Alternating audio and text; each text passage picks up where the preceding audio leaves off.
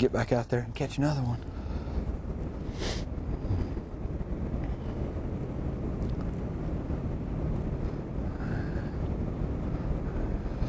But you know what I'm doing with this bait is making it do what's called, you know, walking the dog, which that bait zigzags or goes side to side as you're working that bait across the surface of the water. And it's just a real abnormal action for a bait, and you know the bait fish don't normally do that, and I think that's what kind of keys the fish in or triggers the fish, is when they see something skimming along the surface and it's doing this really kind of crazy erratic action that they just can't stand it.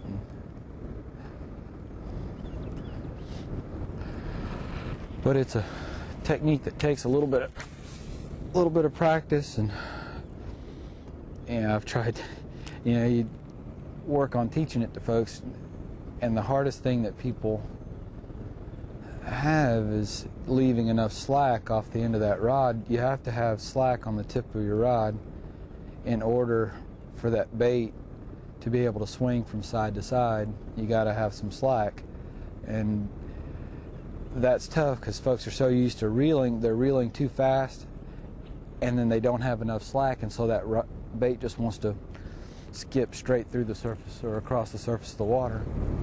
But this little area in here is not a secret. I mean, we got two guys in here beside us this morning, and you know, everybody's catching fish, and it's just fun. I mean, come in here and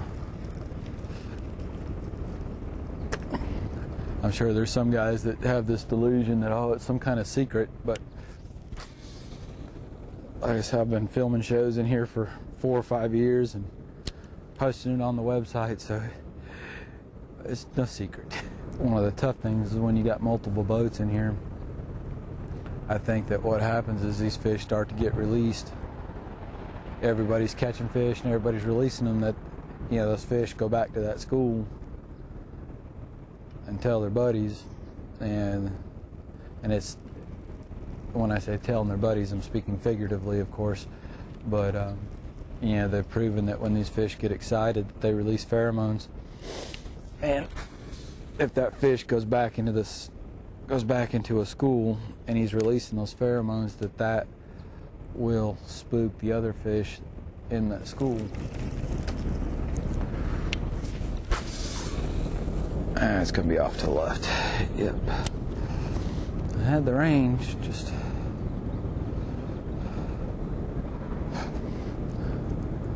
that's kind of the tough thing, because if you can get that bait within 5 or 6 feet of that fish, you'll usually catch him. But it's one of those deals where you really have to be pretty precise with your cast. But come in here, throw over. Oh, yeah, that fish didn't blow up. It just sucked it under. Or what was I saying about catching them out there on the end of the cast? You get to wind them for a while. But it is lots of fun.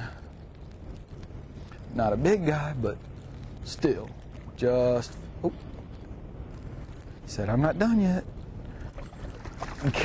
This is the hard thing, is getting them through the barrier without getting hung up or breaking them off. But oh, not a big guy, but pretty little fish. Sweet.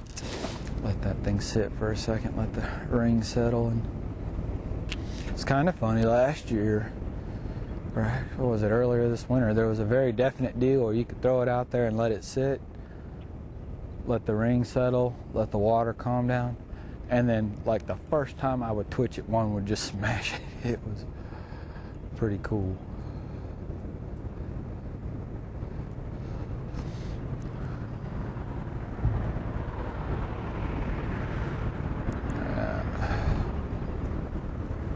You know, and I imagine what, you know, those fish were sitting there looking at it the whole time. Just looking at it going, I dare you to move, I dare you. As soon as you twitch that thing, they'd smoke it. All right, but so far I've been really pleased with these US reels.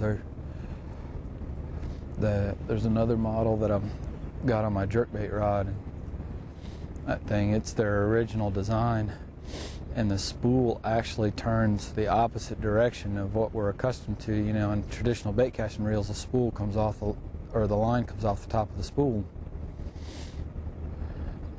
And that's how these the Hibdon series are that way. But that one, which was their original design, the spool comes off the bottom, or the line comes off the bottom of the spool and then goes up over the top of the bar. And that thing is nice. I mean, it casts. I mean, I can throw a jerkbait much further than I could on a traditional rod and reel or traditional reel. Yeah, I believe our fun is just about over. It's 7:30, usually about 8 o'clock. I'm trying to get out of here, but you know, you just kind of have to gauge by what the fish, you know, by the activity, and not seeing a whole lot of activity. And yeah, I hadn't caught that many fish, but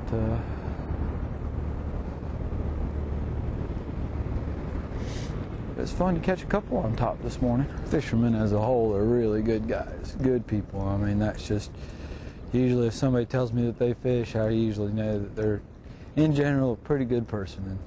And, you know, we all just have a common interest and we're trying to have fun and catch some fish. So in a situation like that, I mean, heck, I'm trying to, you know, get Tommy to throw in there and catch that fish, because I was not in a position to make a cast on that fish, so well, let Tommy catch him. Come on. You know, when I pulled in here this morning, he asked me if we were going to be filming a show this morning. I told him yes, and he's like, "Oh, I'll try to stay out of your way." And you appreciate, you know, that's nice, but yeah, heck, I just told him just fish, try to catch some. Well, I'll have some fun. That little dead shad right there is what they're eating. Which is why I think that, you know, this smaller topwater bait, I'll take and lay that topwater bait right there next to it. That's why I think that smaller topwater bait isn't too much bigger than that shad is, so I think that's